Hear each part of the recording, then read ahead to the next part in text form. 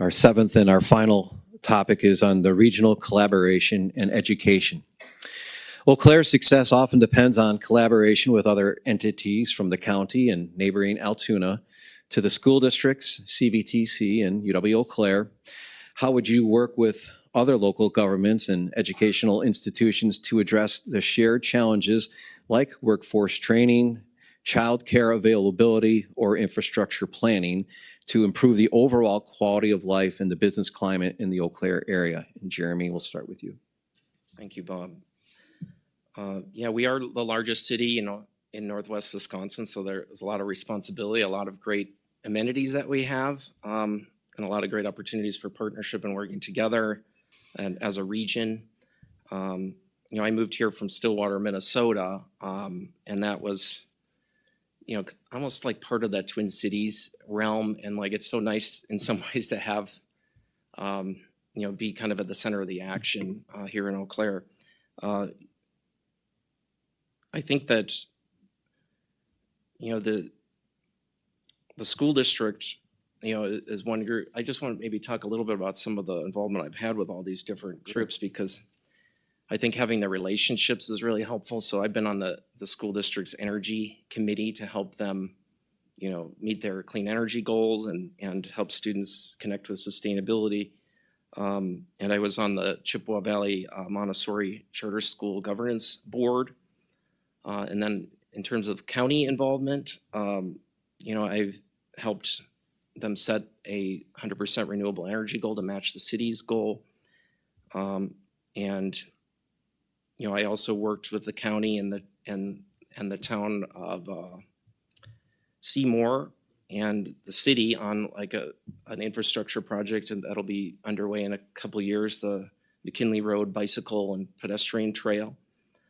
In Altoona, I've been working, I'm actually the president of a board of directors for Bike Chippewa Valley, which is based in Altoona, actually.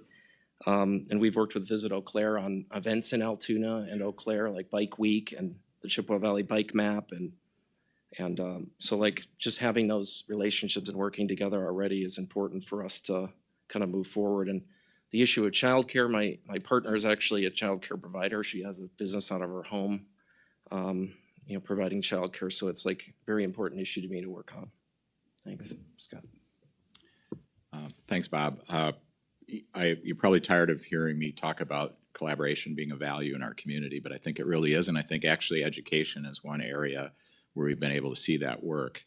I think in thinking about the Eau Claire School District, for instance, K through 12, it's important for the city to think of the school district, and even the offices are just a couple blocks apart, as a partner, as another local government, and do there continue to be ways to work together to be more efficient and more effective in how we get things done, and there's already a lot of examples of that.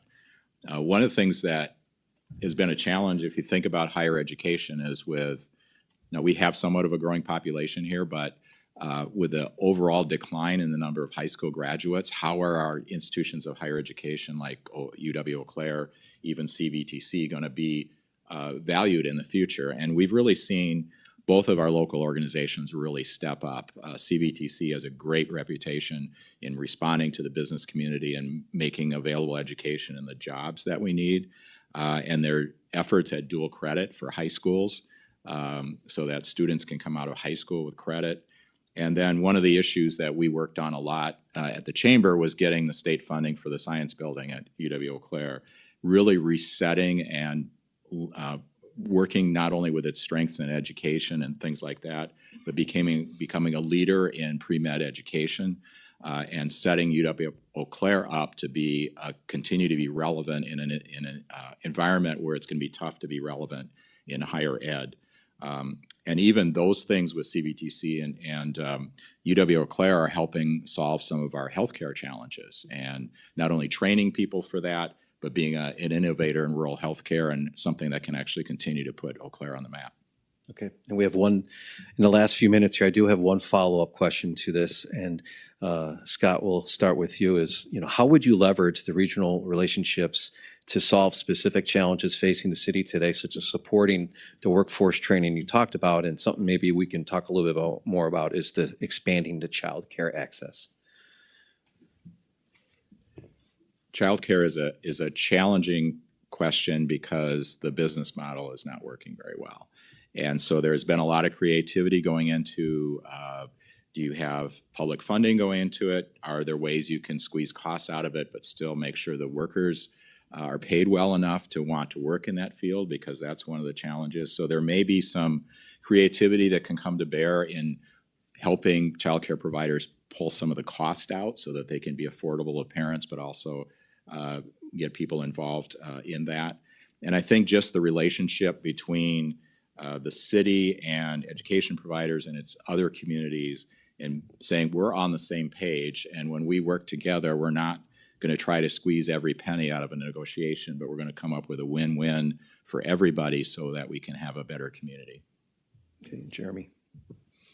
Thank you, Bob. Yeah, an issue of childcare, like I was at the Capitol in Madison a couple times on that issue in the last year, because it was a big part of the state budget debate, and rightly so. And the state has been putting some money. It was mostly ARPA money, actually, from the federal government that was able to be used to create more programs and support for childcare providers, and really the wages are a key thing, because a lot of people are living in poverty when they are working in childcare, and it's not fair. It's not good for families and children, and so we do need state investment, and we do need to find ways for the city to be supportive as well, and help facilitate nonprofits that may want to partner. I know that the Children's Museum has tried to do some things in that regard, and it's there's a lot more that could be done.